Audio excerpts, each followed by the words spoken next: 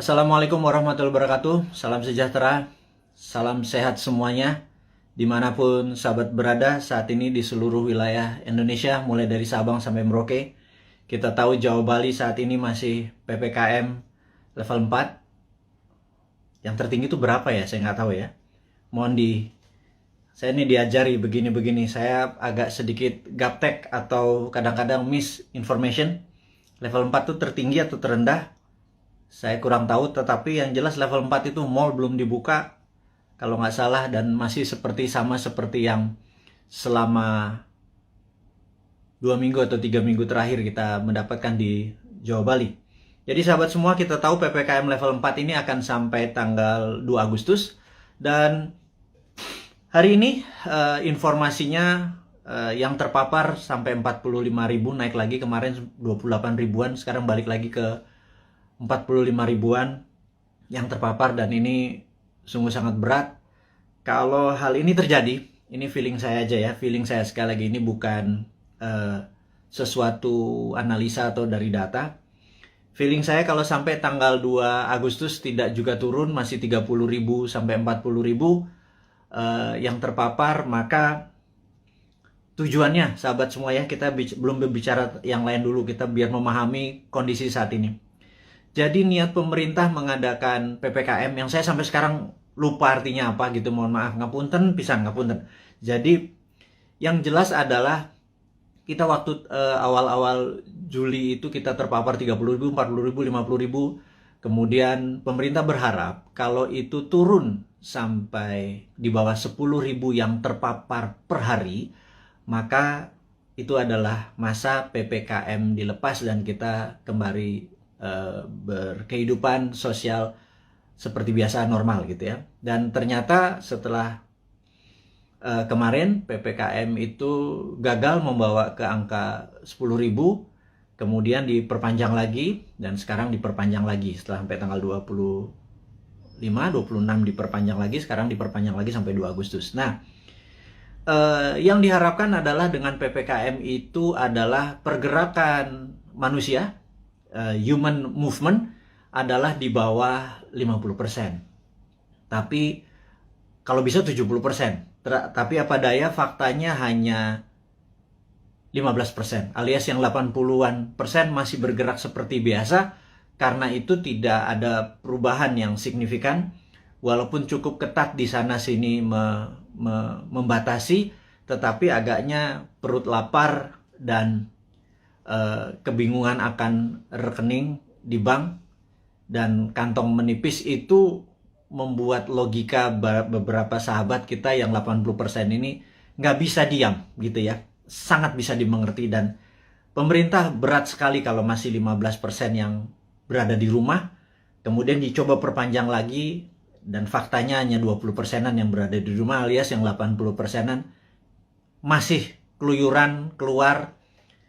Walaupun makanan, bisnis sudah tidak banyak dibuka lagi, dan masukan dari beberapa teman yang dulu pada saat di rumah dia pakai Gojek, pakai GoFood, pakai pesan-pesanan online, food online, ternyata rekening bulanannya meledak.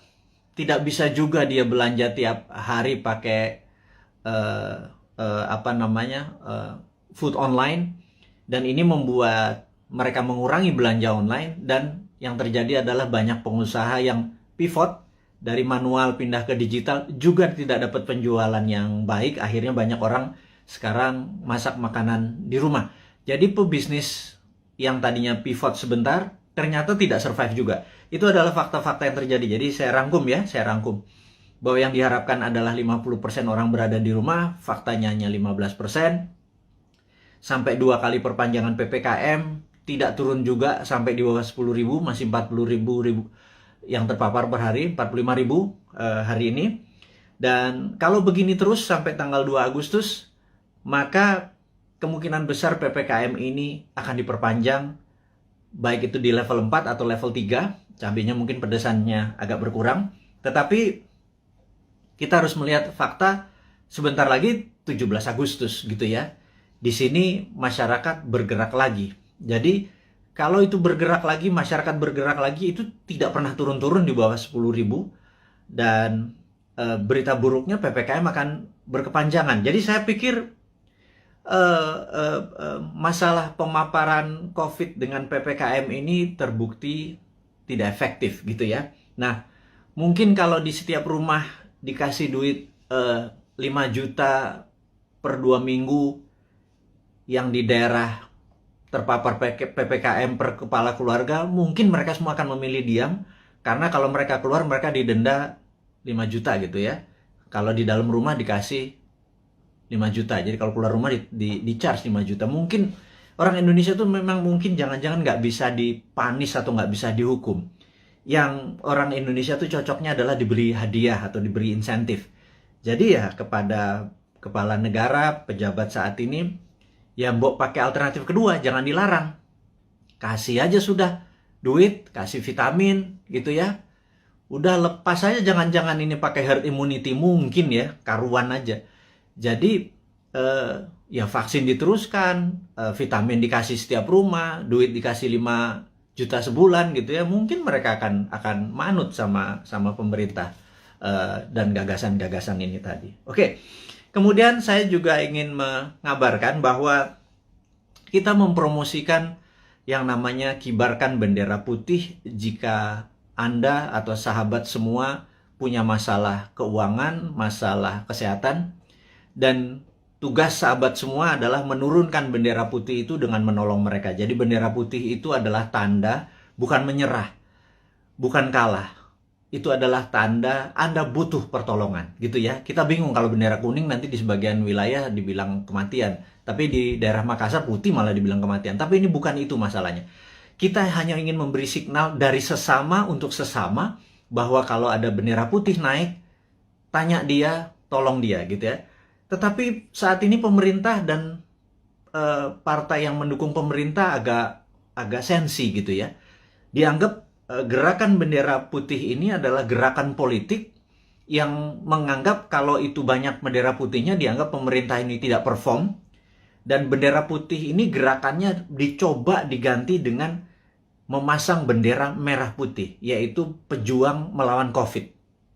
Ini yang saya sedikit heran, kok sensitif banget sih ya pada saat orang atas nama kemanusiaan bergerak dicap mau berpolitik gitu ya. Enggak lah. Kali ini nih politik nomor 5 kali. Nomor 1 adalah humanitarian atau keselamatan sesama anak bangsa. Kalau pemerintah nggak bisa bantu, kita coba bantu dengan berkontribusi menurunkan bendera putih. Jadi bendera putih sekali lagi bukan gerakan politik. Dan kalau Anda, wahai pejabat, sekarang memutuskan untuk memasang bendera merah putih sebagai bentuk perjuangan terhadap COVID, kita dukung juga gitu ya. Bendera merah putih kita naikkan. Tapi kalau teman kita lapar, kodenya apa? Kalau ditaiknya bendera merah putih kan perjuangan gitu ya.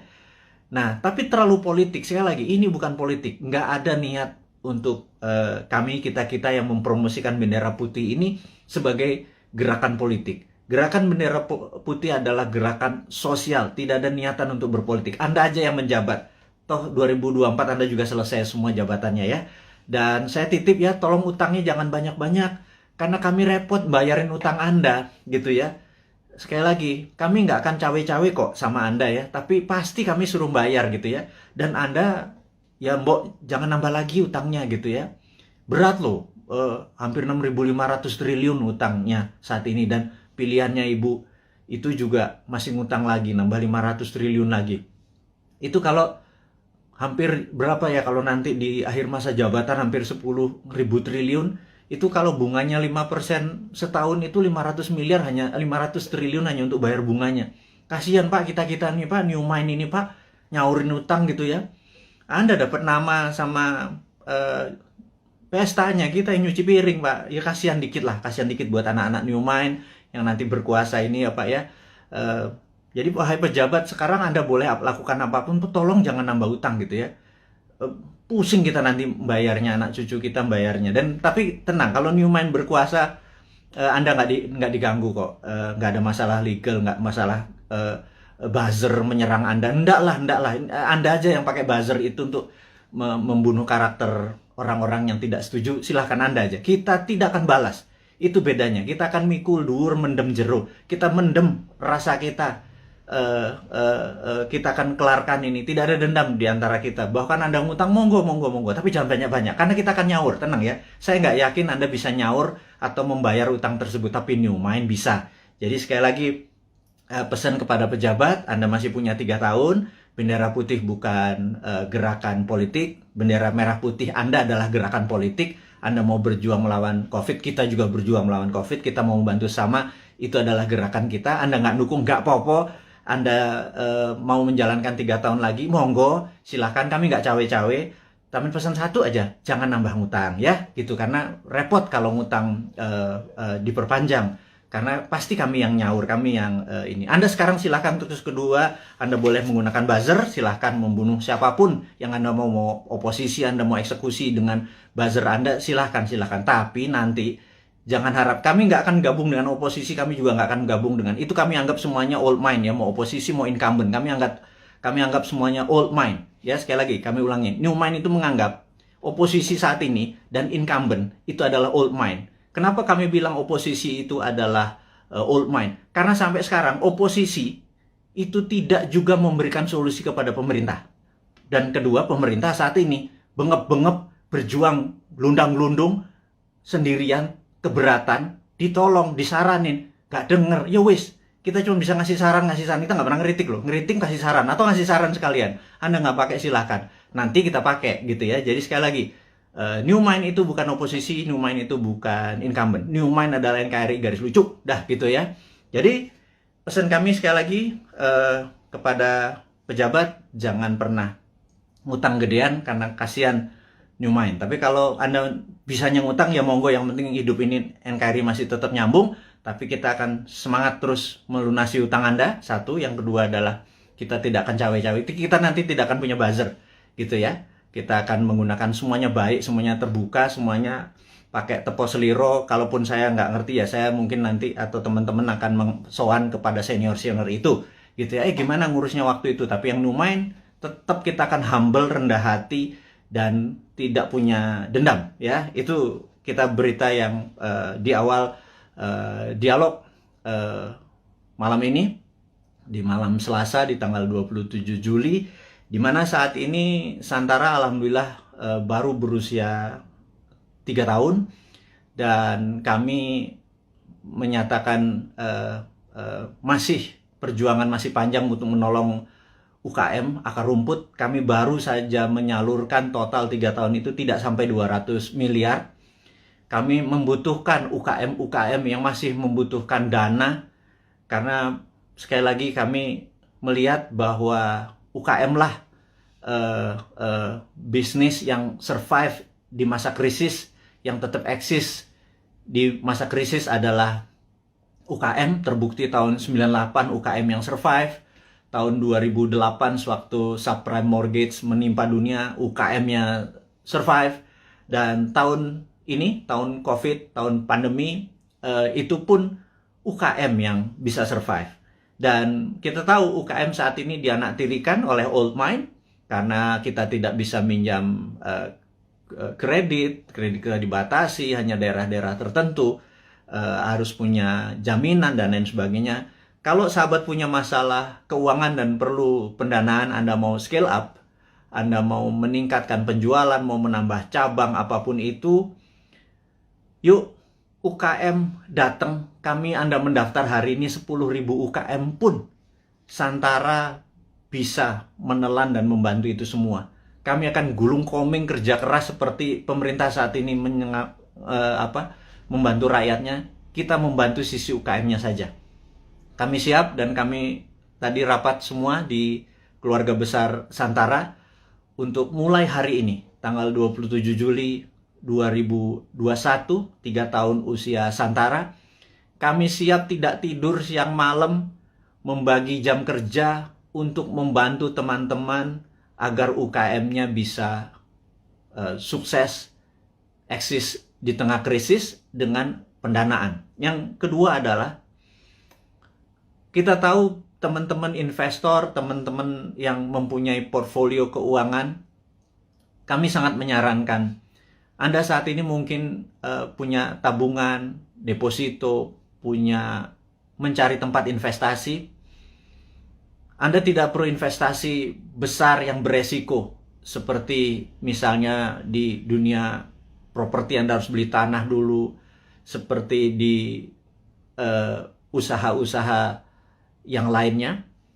Sementara uang atau modal Anda terbatas, katakanlah kecil, di bawah 10 juta, di bawah 20 juta gitu ya. Dimana investasi yang lain besar-besar. Urun dana adalah kita bersama-sama bergandengan tangan membantu UKM. Jadi underlying uang kita adalah UKM, dunia nyata, dunia real. Jadi kalau Anda punya 10 juta, 2 juta, 1 juta, berapapun itu, kalau di deposito nggak ada artinya, ditaruh di ATM atau habis gitu ya, ditaruh di bini apalagi gitu. Nah, cobalah portfolio Anda, keuangan Anda mulai dibagi-bagi. Jadi misalnya letakkan sedikit di UKM Santara. Anda bisa pilih, sebentar lagi listing-listing di Santara itu akan bertaburan. Anda pilih sendiri. Di dalam investasi, Santara hanya penghulu. Santara tidak membuat, menyarankan ini yang baik, ini yang buruk. Anda sebagai investor lah yang berhak memilih pasangan Anda. Kalau Anda adalah cowok investor, maka UKM adalah ceweknya gitu ya. Cari yang cantik, yang pinter, yang terus belajar gitu ya untuk jadi pasangan investasi Anda.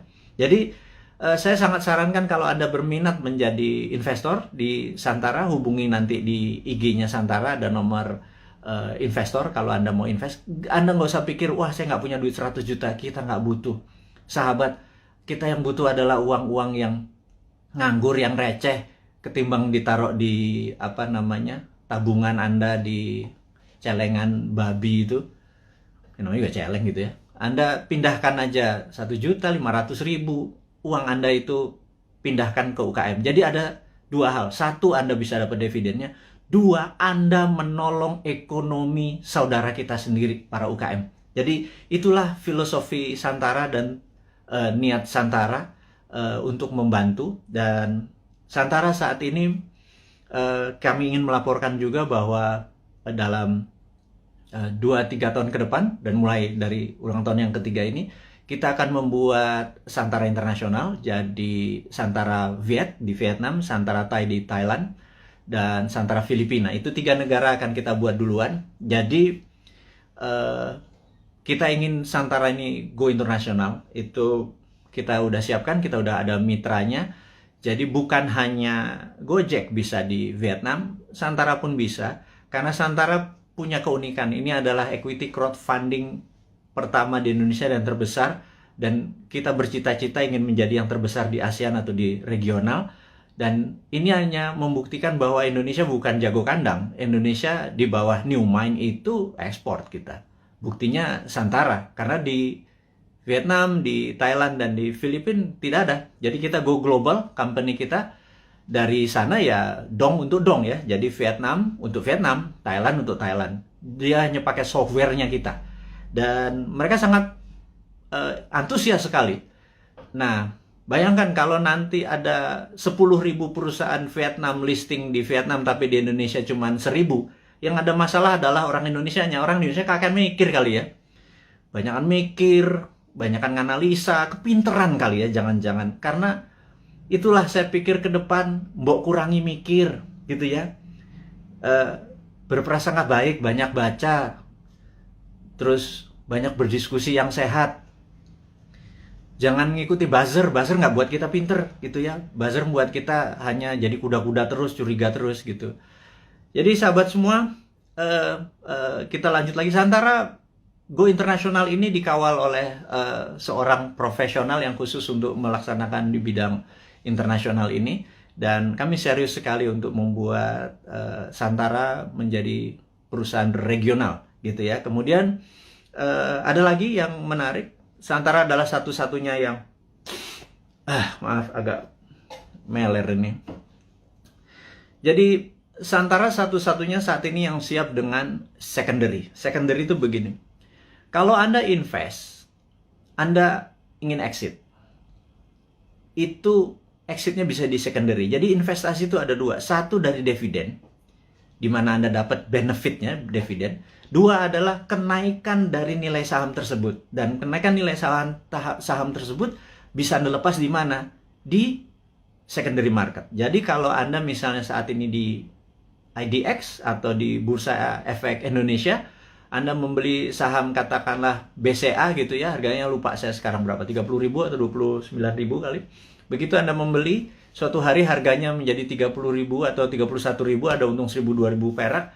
Anda selain dapat dividen dari BCA, Anda juga bisa exit, dapat 1.000 atau 2.000 rupiah per lembar saham yang Anda beli. Jadi Anda dapat capital gain-nya gitu ya. Nah, capital gain itu eksekusinya ada di secondary market. Jadi, kalau Anda sekarang pemain kripto, Anda Doge, Anda beli Bitcoin, di harganya harga dari langit misalnya 100 juta, sekarang harganya 101 juta, Anda jual, Anda untung 1 juta. Itu namanya secondary market. Anda melepas secondary market. Nah, sebentar lagi Santara akan meluncurkan secondary market. Izin kita dari OJK sudah lengkap. Jadi bisa dibayangkan saat ini ada 1 juta sahabat kita yang bermain di kripto gitu ya. Uangnya tentunya saham-saham internasional. Koin-koin yang Anda main adalah koin internasional. Jadi uang Anda sebenarnya menguntungkan negara lain. Terus kemudian di Bursa Efek Indonesia juga ada sekitar 1,2 juta investor yang setiap hari ada di floor saham untuk jual beli sahamnya.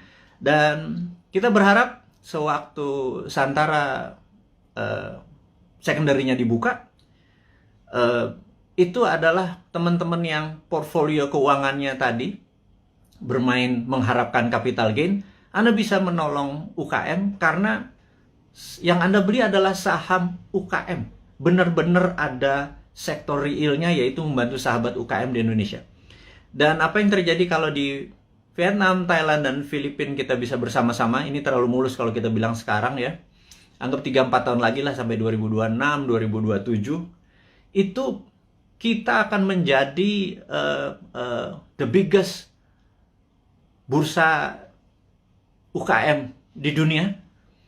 Dan ini akan membuktikan bahwa Indonesia sekali lagi bukan jago kandang. Indonesia memang layak 2045 menjadi superpower country. Sekali lagi, Indonesia tahun 2045 layak menjadi superpower country. Sayangnya saat ini ya, sudah 20 tahun kita dipimpin oleh 3 kepala negara. Kita belum juga per hari ini menjadi negara superpower. Ya, saya sengaja membuat kata-kata ini untuk semua berpikir, bukan mengkritik, bukan ngeledek, bukan nyinyir, tetapi sebuah realita. 3 tahun kita dengan Ibu Mega, kemudian 10 tahun kita dengan Pak SBY, kemudian ditambah saat ini Pak Jokowi 7 tahun. Jadi total 20 tahun. Pertanyaannya, apakah Indonesia sudah menjadi negara superpower dalam 20 tahun? Jawabannya, kita masih negara pengimpor, kita masih negara penghutang, kita masih bergantung yuan dan dolar. Apakah itu dikatakan negara superpower? Gitu ya. Defisit neraca perdagangan kita sama Tiongkok membesar gitu ya.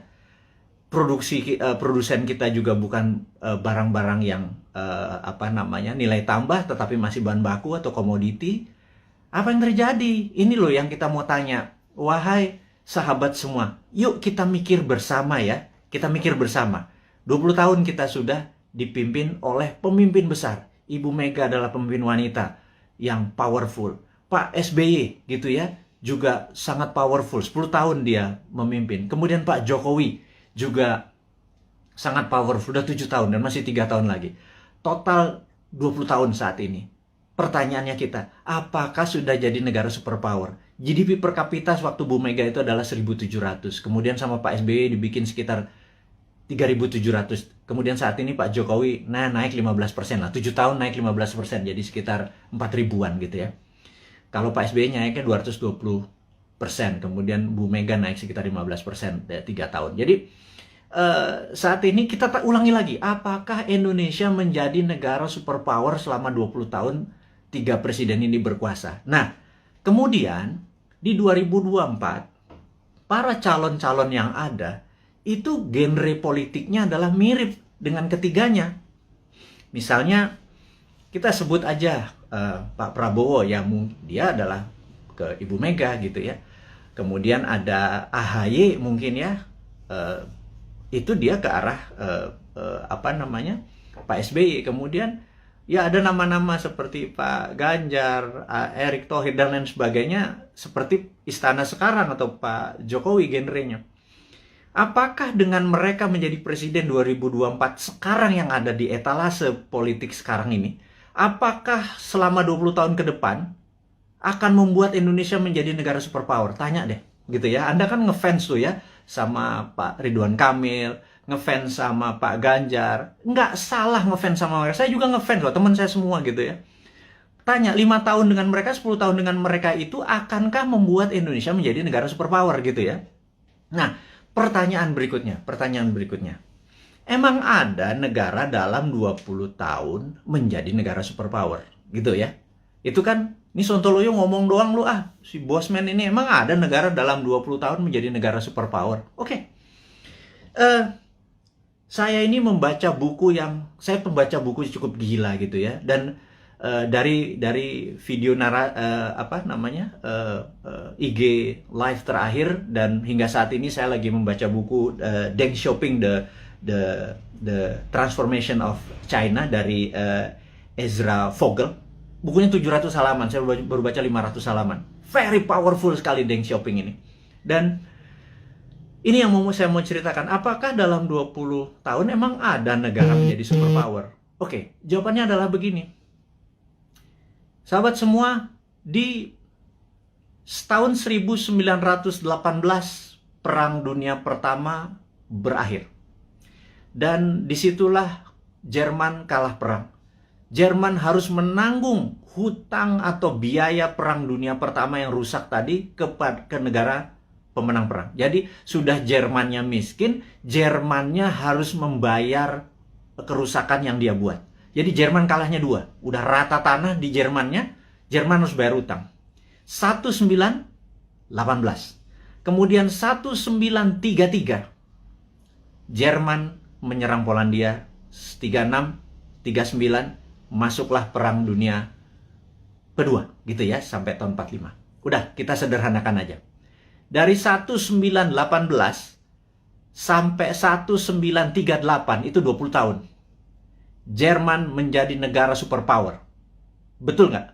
Dia bisa mengalahkan Eropa kok dalam 20 tahun dari negara miskin, dari nol. Pertanyaannya, apakah waktu Jerman selama 20 tahun itu untuk menjadi negara superpower, Jerman ngutang IMF? Jerman minjem yuan? Jerman pakai teknologinya Tiongkok? Mikir nggak tuh? Ada nggak sih yang mikir? Apakah Jerman dagang? Jual 10 modal 5. Untung 5 ditabung untuk membangun Jerman yang modern, membuat alat perang yang kencengnya bukan main, membuat kekuatan militer dan bangunan terbesar di Jerman hanya dalam 20 tahun. Saya ulangi lagi, pakai IMF, pakai ngutang, pakai yuan, enggak kan? Oke, mulai nemen ini Bosman ini kalimatnya, nyindir tapi ya biar logik lah. Pengagum-pengagum pejabat sekarang tuh biar mikir gitu lah. Bukan saya ngenyek gitu ya. Saya cuma ngingetin. Karena nggak ada yang tahu tuh, nggak ada yang ngomong juga gitu ya. Apa karena terlalu sibuk saat ini banyak cuan yang mereka harus bagi-bagi sehingga lupa belajar gitu ya. Ya wis, Bosman aja yang baca, Bosman yang belajar, saya kasih ke teman-teman semua gitu ya. Berikutnya adalah Jepang. 1945 Jepang rata tanah. Jepang rata tanah. Hiroshima Nagasaki itu rata tanah. Pusat perdagangan dia udah nggak produksi lagi. Kemudian 1964, 19 tahun, ada yang namanya Olimpiade Tokyo. Seperti sekarang ini, ada Olimpiade Tokyo. Anda harus nonton. Waduh, itu atletnya model semua itu. Ada Alika Smith, ada Robin dari Kanada, ada yang Jerman. Udahlah, Anda nonton dah. Jangan kebanyakan nonton acara sinetron di Indonesia, itu nggak ada pelajaran apa-apa itu. Sekarang udah sehat, kita semangat nonton Olimpiade yang saat ini ada di Tokyo gitu ya. Oke, balik lagi ke selama 19 tahun, kemudian Jepang membangun di tahun 1964 Jepang mengadakan Olimpiade Tokyo, dan itu adalah Olimpiade modern pertama di dunia. Atlet-atlet yang datang ke sana terkagum-kagum, kok bisa Jepang menjadi negara yang sangat maju gitu ya dalam tahun 64 itu. Dan kemudian tahun 80-an alias 20 tahun setelah itu, kita bicara tahun 80-an, ada Sony, ada Toyota, itu menguasai dunia seperti China sekarang. Jadi ternyata bisa tuh menjadi negara superpower dalam 20 tahun gitu ya. Nah, kemudian tahun 79 Tiongkok jangan tanya, Tiongkok rata tanah. Mao Zedong itu merusak semuanya, membakar orang-orang pinter, buku dibakar. Sampai orang yang Mao Zedong tidak sukai berkuasa atau mendapat kesempatan memimpin, yang namanya Deng Xiaoping. Deng Xiaoping ini dalam pidatonya sering mengucapkan kata-kata demokrasi. Sangat menarik. Demokrasi ini bukan berarti hanya pemilihan langsung, tapi demokrasi ini adalah semua orang yang berprestasi itu boleh mendapat jabatan yang tertinggi. Jadi orang berprestasi bukan karena dia membantu pemenangan terus dijadikan komisaris, bukan ya, bukan seperti itu ya. Jadi benar-benar berdasarkan merit atau prestasi, namanya meritokrasi. Nah, demokrasi ini adalah membebaskan semua orang yang berprestasi untuk menduduki jabatan penting. Nah, Deng Xiaoping memepet Ronald Reagan di tahun 80-an, dan Amerika banyak membantu Deng Xiaoping yang mengatakan dia akan mengikuti apa yang negara demokrasi mau. Ini yang saya bilang dia main tiga kaki. Kemudian dia harus memilih. Dia berpihak ke Rusia, Soviet, atau ke Amerika. Dia main dua kaki. Ke Soviet sesama komunis, ke Amerika pura-pura ikut demokrasi. Di tahun 1989, Deng Xiaoping menghadapi sebuah dilema yang besar di mana demokrasinya meminta banyak korban, dan disitulah ada dua pilihan: soft power ikut demokrasi, atau hard power China mulai berdiri sendiri. Akhirnya Deng memilih pilihan kedua. Disikat 10.000 mahasiswa di Tiananmen Square, dan disitulah muncul Tiananmen Papers. Jadi efeknya adalah seluruh investor keluar dari Tiongkok pada saat itu. China alone, China sendirian. Di tahun 89, para petinggi PKC, Partai Komunis Cina, memutuskan fuck IMF. Kalimat gue ngomong gini gak apa-apa ya. Kemudian dia mengatakan, waktu ada Tiananmen, Gorbachev itu ada di Tiongkok. Deng Xiaoping di bukunya bilang, Gorbachev goblok katanya gitu. Nah, akhirnya benar, perestroika dan glasnost-nya Gorbachev merubuhkan Uni Soviet gitu ya. Sementara Deng Xiaoping dengan protokol Tiananmen-nya membuat China 89 ya, sendirian, semua ditinggalin sama perusahaan-perusahaan asing. Dia mulai memprinting renminbi dengan yuan dan lain sebagainya, itu udah saya lama ceritakan.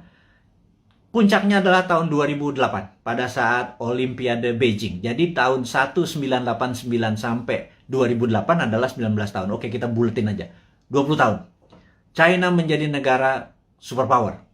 Sekali lagi, sejak saat itu sampai sekarang 20 tahun kemudian 2013, China punya policy mulai ofensif, mulai menyerang, mulai keluar untuk membuktikan kedikjayaannya dia. Selama 3.000 tahun, Tiongkok adalah negara trader terbesar di dunia. 200 tahun terakhir, Eropa masuk ke Shanghai, ke Beijing, dikasih narkoba, opium, membuat goblok orang-orang Tiongkok, dan membuat Deng Xiaoping bilang, kita harus merebut balik. Kemudian apa yang terjadi 20 tahun setelah tahun 89, tahun 2008 adalah puncak ekonominya Tiongkok, dan sekarang dia terus berjalan 20 tahun kemudian. Dalam 40 tahun, Tiongkok kembali menjadi negara trading terbesar di dunia dan negara kedua terkaya setelah Amerika. Sekali lagi, sahabat semua, ini membuktikan bahwa dalam 20 tahun harusnya Indonesia bisa menjadi negara superpower. Setidaknya road to become superpower country. Nah, 3 tahun Bu Mega, 10 tahun Pak SBY, dan 7 tahun Pak Jokowi, dia sudah do the right thing. Sekali lagi, sudah do the right thing. Ke depan, 20 tahun ke depan, sampai 2045, Indonesia untuk menjadi negara superpower, apakah genre old mind Anda masih mau pakai? Kalau Anda mau pakai ya silakan, karena ini kan demokrasi, gitu ya. Tetapi kalau Anda mau memakai new mind, ini persis seperti apa yang Tiongkok lakukan, seperti Jerman lakukan, seperti Jepang lakukan. New mind punya konsepnya. Monggo, yang menjadi presiden yang sekarang ada di etalase, monggo. Tetapi kalau mau pakai konsepnya new mind, kita sudah lengkap. Inilah sahabat semua, sahabat-sahabat Bosman, kaum Sontoloyo dari Republik Sontoloyo ini. Saya minta Anda semua sekarang mempromosikan ini semua. Bukan karena Bosman mau jadi presiden. Enggak, lupakan. Enggak penting. Yang penting kita cuma sejahtera. Untuk sejahtera itu harus punya konsep menjadi negara besar di tahun 2045. Gitu ya. Nah, untuk itu sekali lagi sangat rinci. Gimana caranya? Yaitu contohnya adalah kita tahu UKM saat ini 97% angkatan kerja itu adanya di UKM. Saya ulangi lagi. 97% angkatan kerja itu ada di UKM. Gara-gara pandemi, 9,7 juta sahabat kita menganggur. Karena Pak, UKM yang terpukul. Berikutnya, UKM saat ini belum menjadikan karpet merah difasilitas oleh pejabat negara. Karena kita belum bisa berdaulat UKM itu. Padahal ada lebih 50 juta UMKM ya, dari mikro, kecil, menengah, yang menghidupi 97% angkatan kerja. Jadi, kalau angkatan kerja ini mau mendapatkan lapangan kerja, bukan perusahaan besar yang dikasih pendanaannya, tetapi perusahaan UKM, gitu ya. Nah, Santara saat ini hadir untuk membuktikan bahwa konsep new mind itu berjalan. Dari kita untuk kita, dari sesama untuk sesama. Ingat, bendera putih adalah dari sesama untuk sesama. Kita nggak perlu IMF, kita nggak perlu Yuan, kita nggak perlu Jepang, kita nggak perlu Amerika, kita nggak perlu Tiongkok. Setuju ya? Dari kita untuk kita, itu bendera putih. UKM juga harusnya dari kita untuk kita. Jadi, investor receh masuk 2 juta, 200 ribu, 500 ribu. Tolong angkat itu UKM. Ada jutaan UKM yang mau kita angkat. Ada jutaan sahabat kita juga punya duit nganggur gitu ya. Gabungkan semua. Santara hanya platform. Santara bukan membuat UKM besar. Yang buat UKM besar ya para UKM-nya. Yang buat kaya adalah investor itu pilih UKM yang benar. UKM itu marginnya itu jauh lebih besar dari perusahaan-perusahaan besar. UKM itu untungnya bisa 30%, 40% gitu ya. Dan inilah yang saya harapkan teman-teman portfolio keuangan Anda. Sekali lagi, bagilah kalau Anda punya 10 juta, 9 juta Anda taruh dimanapun boleh. 10%-nya taruh deh di UKM. Anda membantu UKM, 10% membantu UKM. Kalau saat ini uang beredar adalah 6.000 triliun, 10%-nya masuk ke UKM atau 60 triliun. 60 triliun itu untuk menghidupi UKM itu adalah dari kita untuk kita. Itu kita negaranya berdikari. Nggak kita jadi ekspor, kita nggak ngutang gitu loh. Nah, sahabat semua, di ulang tahun Santara ketiga dengan berapi-api si Bosman Sontoloyo ini ngapunten minta izin tanpa niat menyinggung siapapun. Tetapi kita mengkritik diri kita sendiri bahwa yuk 20 tahun kita ucapkan terima kasih kepada pemimpin-pemimpin kita yang telah membawa kita ke saat ini. Kita masih utuh negaranya. Dan ke depan kita harus mempunyai konsep baru. Konsep baru ini adalah yang kita akan lakukan adalah membangun akar rumput, gitu ya. Membangun akar rumput ini adalah bisnis akar rumput kita bantu, adalah investor akar rumput kita bantu. Jadi itu adalah informasi, dan ini terakhir berita internasional. Jadi ada 3 step tadi ya, lokal tentang pandemi, bahwa kita belum melihat pandemi ini akan berakhir sampai habis 17 Agustus sampai Agustus. Belum melihat. Kalau ditambah tadi masih itu. Jadi kita harus melakukan strategi-strategi. Tetapi, nah ini kita harus bicarakan tidak selalu sisi negatifnya. Selalu setiap ho itu ada ki, setiap jatuh itu ada naik gitu. Setiap jatuh pasti ada peluang. Nah, sahabat semua, kita mau mengingatkan bahwa kapan moment of greatness dari Indonesia itu. Moment of greatness adalah mulai Oktober 2022. Bukannya jauh ya, itu angka dekat sekali. Kenapa? Karena G20 akan diselenggarakan bulan Oktober di 2022. G20 ini adalah government 20 negara akan hadir, di mana saat itu ini adalah moment of greatness dari bangsa Indonesia untuk membuktikan bahwa kita negara yang layak untuk dijadikan tuan rumah. Dan pada saat itu kita harus menyiapkan, sahabat semua, menyiapkan sesuatu untuk momen sebesar ini itu tidak semalam atau 2 malam. Itu menyiapkannya dari sekarang ini. Jadi peluangnya besar sekali. Dan kita mau minta deal dengan dengan Pak BUMN, Pak Erik, dengan Pak Sandiaga Uno untuk acara G20 itu 80%-nya adalah UKM yang memberikan kontribusi bantuannya gitu ya. Nanti kita akan deal bersama-sama nih. Kemudian ada berita internasional sekarang. Kita mau duluan. Nomor 1 adalah kita menginformasikan bahwa kemungkinan besar Biden akan resign. Nah ini Bosman ini kalau ngasih informasi ini rada-rada langitan sedikit. Bukan apa-apa. Karena berbisnis, bernegara, itu kita bukan hanya menyadari kekuatan politik lokal atau minat dari lokal, bahwa kekuatan asing itu patut dipertimbangkan, gitu ya. Dan kita tahu cara berpolitik 7 tahun terakhir ini kental politik lokal, gitu ya. Tidak peduli sama politik luar negeri. Bahwa misalnya kita sangat miring ke Tiongkok gitu ya. Seakan-akan di dunia ini negara cuma Indonesia dan Tiongkok gitu. 190 negara lain itu nggak kenal tuh. Emang ada negara Nauru ya? Emang ada Solomon Island ya? Emang ada negara Sri Lanka ya? Gitu ya. Ini saya suka heran gitu ya. Kok negara Tiongkok apa-apa Tiongkok gitu ya. Nah, kita cuma mengingatkan itu kan old mind, cuma satu negara yang ada di kepala mereka. Kalau new mind negara itu 190 negara gitu ya. Nah, kita harus melihat bahwa kemungkinan besar Biden akan resign. Hanya sekedar mengingat bahwa kita tahu Trump waktu kalah itu ada yang mengatakan 4 negara bagiannya direkayasa. Dan pada saat malam sebelum pelantikan Biden melakukan lobby, dan ini saya ceritakan kepada sahabat semua, ke Pentagon. Dan Pentagon agaknya mempunyai limit terhadap Biden karena dia dianggap lemah dan Amerika tidak bisa menang perang lawan Tiongkok kecuali Biden dilengsarkan dengan alasan kesehatan. Ya, ini sekali lagi. Kemudian naiklah Kamala Harris, dan ini kuncinya. Siapa yang jadi wakil presidennya Kamala Harris, that's the key. Saya nggak bisa kasih tahu sekarang karena saya emang nggak tahu. Tetapi ini harus menjadi perhatian sahabat semua, jadi bahan renungan bahwa oh iya, bernegara itu ada negara besar gitu ya. Karena dolar saat ini menguasai 65% transaksi dunia, dan itu namanya Amerika. Yuan saat ini cuma 1%-an yang namanya Tiongkok gitu ya. Terus kenapa transaksinya pakai yuan, kita juga nggak ngerti kadang-kadang. Terlalu pinter mungkin ya, karena banyak prestasi. Jadi kita yang nggak nyampe ilmunya. Oke, kemudian kita mau mengingatkan adalah begitu Biden nanti resign atas nama kesehatan, maka di sini Tiongkok yang mulai ketar-ketir. Jadi Tiongkok memang waktu kemarin PKC, Partai Komunis Cina, merayakan ulang tahun ke-100, Xi Jinping dengan retorik, dengan pidato yang orasi luar biasa, mengatakan bahwa akan memenggal kepala negara yang membuli Tiongkok. Dan ini kata-katanya sangat ofensif gitu ya.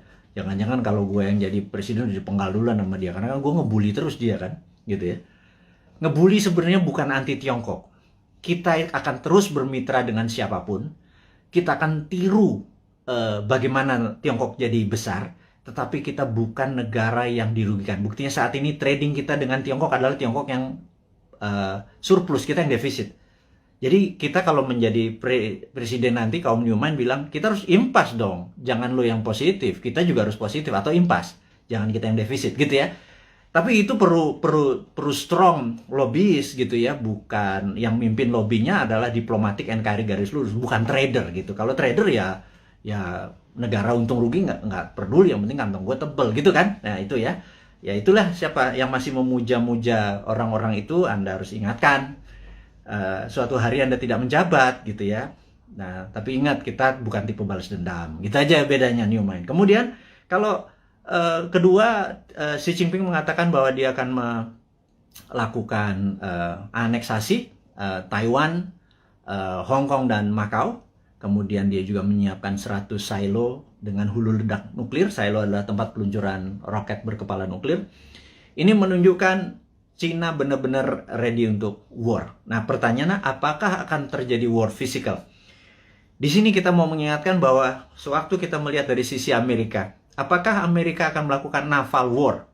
Karena perang China sama Amerika, battlefield-nya atau tempat perangnya adalah Laut Cina Selatan. Karena perangnya laut, maka perangnya naval. Naval itu adalah perang kapal. Jadi kapal Amerika mungkin mepet sampai China, Tiongkok sisi barat, sisi timur, kemudian sebelum mepet tersebut roket-roketnya Tiongkok langsung mukulin kapal di navinya kapalnya Amerika. Tapi kayaknya nggak mungkin, karena itu tidak berefek kepada mainlandnya Amerika.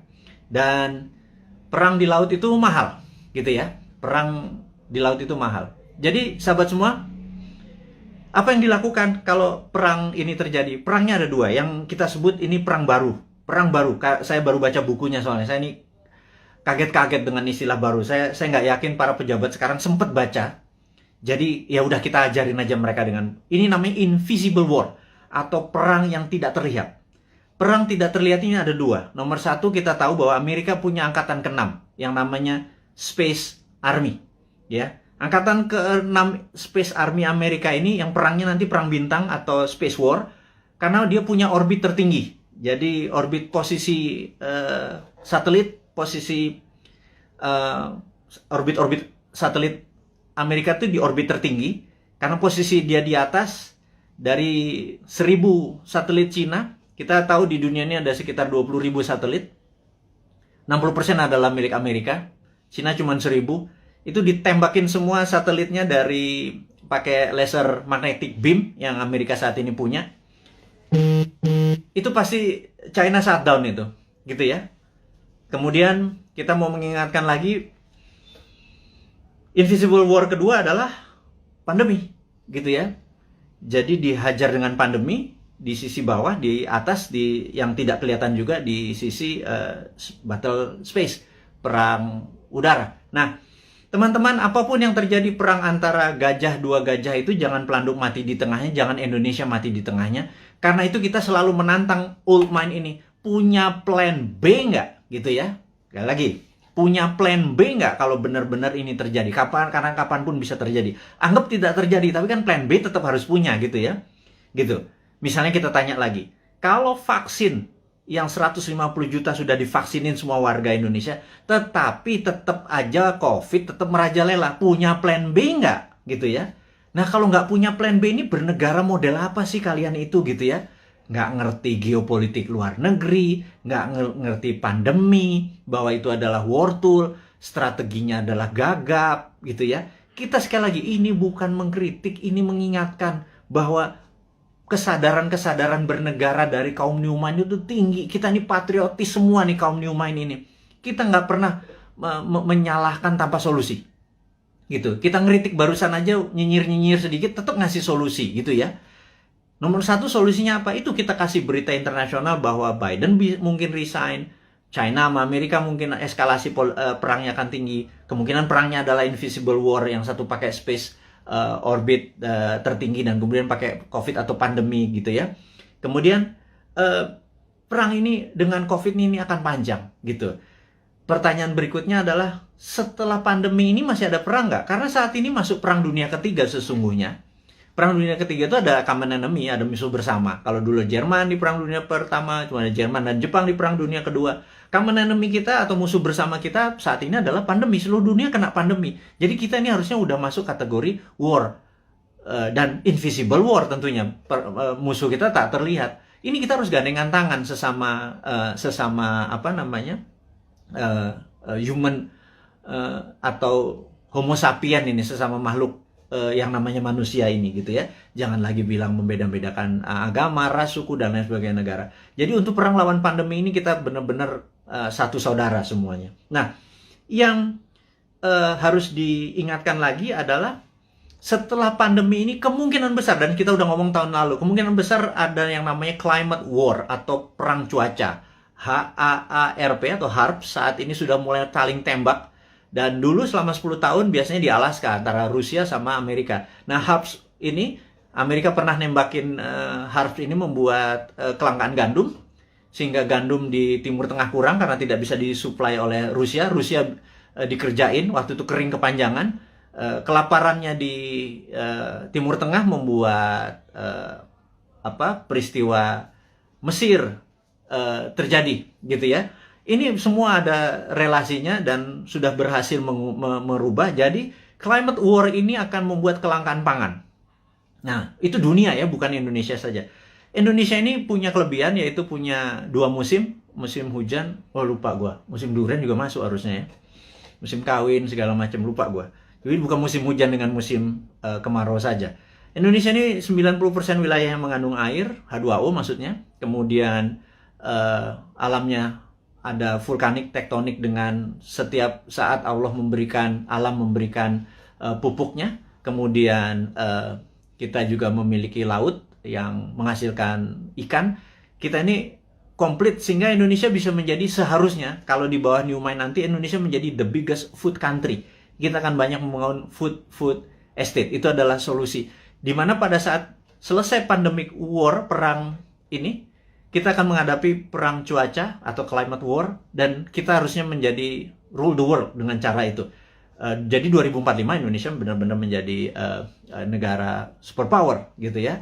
Itu kita kasih bocoran-bocoran seperti ini terus untuk mengingatkan bahwa udahlah, 20 tahun ke depan bisa Indonesia menjadi superpower, tetapi tidak bisa dengan cara old mind, dengan cara new mind. Ini loh konsepnya new mind. Kita berikan papersnya, kita berikan konsepnya, kita berikan orang-orangnya juga. Kalau Anda nggak, ini kita sepaket kok. Kita sering diskusi, kita banyak, ada sekitar 50-an sahabat-sahabat Bosman, berapa profesor segala macam. Terus saya bukan sendirian. Mana mungkin sih saya bisa buat video setiap hari segitu banyak, dan ilmunya adalah ilmu terupdate. Itu kalau nggak dengan profesor-profesor yang berada di sekeliling saya yang benar-benar mencintai tanah air ini dan benar-benar memahami geopolitik dan geostrategi. Itulah para kontributor yang terus membuat New Mind selama 3 tahun ke depan menjadi pinter. Yang saya harap sih sebenarnya saat ini kan masih 3 tahun. Yang old mind minggir, sekitar 30 menteri minggir, menteri-menteri New Mind masuk gitu ya. Tapi ya benar-benar harus versinya New Mind. Nomor 1 misalnya BI kita bubarin di bawah, masuk di bawah Menteri Keuangan, jadi Dirjen Moneter gitu ya. Waduh, kalau kayak gitu mah, waduh, kita printing money, kita kasih ke UKM produksi tentunya, bukan UKM non produksi, UKM produksi dulu supaya nggak terjadi inflasi. Inflasi adalah kalau uang beredar tidak sama dengan produksi, jadi uang beredar harus sama dengan produksi. Berapapun uang dicetak selama produksinya sama, tidak ada inflasi. Kecuali ilmu lama ya, ilmu supaya kita ngutang terus dengan IMF, itu nggak boleh printing money, yaitu ilmunya old mind. Monggo silahkan, masih 3 tahun lagi. Atau mau sekarang mau dibantu sama kita, boleh. Minggirlah 30 orang itu, atau minggir semua kabinetnya. Masuklah generasi New Mind ini. Nah kalau enggak ya udah, kita nunggu 3 tahun lagi. Tapi sekarang selama 3 tahun kita minteri 200 juta saudara kita debat ilmunya New Mind dengan Old Mind. Kita debat, kita buka, dan sahabat semua, Anda adalah pahlawan-pahlawan. 4.600 ini orang yang mendengarkan Bosman saat ini. Anda adalah orang-orang yang luar biasa yang punya ilmu ini. Yang Anda, saya yakin Anda berdebat dengan siapapun, Anda udah punya basic ilmunya yang luar biasa. Nah, terakhir saat ini informasinya sahabat semua, entah bagaimana di YouTube itu banyak sekali cerita tentang Satrio Piningit gitu ya. Ini saya mau meluruskan lagi. Satrio Piningit adalah dulu Jayabaya menyatakan pada saat ada goro-goro, dan corona ini dianggap goro-goro yang meruntuh lantakan dunia, ini akan muncul Satrio Piningit atau Satrio yang dipingit gitu ya, dipingit, diumpetin gitu ya. Dan ada yang mengatakan Bosman ini video-videonya dia keluar tapi orangnya nggak keluar. Ini jangan-jangan Satrio Piningit. Saya bilang ini kurang ajar ini. Saya bilang jangan pernah menyebut Satrio Piningit itu Bosman. Nggak ada urusan, sekali lagi. Saya nggak pengen disamakan karena niat saya bukan begitu gitu ya. Terus ada yang bilang bahwa Pak Soekarno itu Jawa Timur atau Majapahitan, Pak Harto Jawa Tengah atau Mataraman gitu ya. Kemudian Pak SBY adalah Jawa Timuran, Majapahitan, Pak Jokowi Jawa Tengah, Mataram. Sekarang sudah masanya balik lagi ke Jawa Timur, Majapahitan, Bosman, arek Jawa Timur, terus cocok Majapahitan. Saya bilang lo gila lo, analisa kayak gitu jangan ya. Tolong hal-hal seperti begini jangan diucapkan karena itu nggak penting gitu ya. Memang itu folklore atau cerita rakyat. Tapi sekali lagi, nggak begitu. Yang jelas kita ke depan lebih mementingkan kebersamaan kita, dan siapapun yang jadi presiden nanti kalau bisa adalah mereka-mereka yang punya new mind. Jadi sahabat semua dimanapun Anda berada, saya ucapkan terima kasih sudah bersama-sama Bosman selama 1 jam ini. Kita ucapkan selamat ulang tahun Santara kepada kru dan kepada teman-teman yang membantu Santara selama 3 tahun ini. Saya ucapkan terima kasih, dan kepada Santara kedepannya juga saya ucapkan semangat terus. Dan kepada sahabat semua, bantulah sesama-sama UKM, dan kepada Anda UKM yang memerlukan dana, pergilah ke Santara. Dan kepada investor-investor Anda seperti saya yang receh-receh ini, monggo portfolio Anda masukkan ke Santara. Kemudian kita mengingatkan bahwa momen kita adalah G20, yaitu Oktober 2022. Yuk kita bareng-bareng membantu UKM. Kemudian kita tahu bahwa pandemi ini masih lama karena memang didesain atau pandemik atau pandemi yang diplan, yang direncanakan, ada yang ditarget. Kita terus menjaga kesehatan, dan kepada tenaga medis, tenaga kesehatan, kami semua di belakang Anda, jangan pernah menyerah. Terima kasih Anda sudah memberikan hati Anda, tenaga Anda. Saya dan kami cuma bisa mendoakan bahwa terbaik buat Anda, keselamatan buat keluarga Anda, terus menjaga kesehatan. Dan kepada sahabat semua di Indonesia dan dimanapun Anda berada, kaum NKRI garis lucu ini, teruslah mendoakan kita supaya menjadi yang terbaik, saling membantu sesama. Hairul kalam, saya ucapkan terima kasih. Wassalamualaikum warahmatullahi wabarakatuh.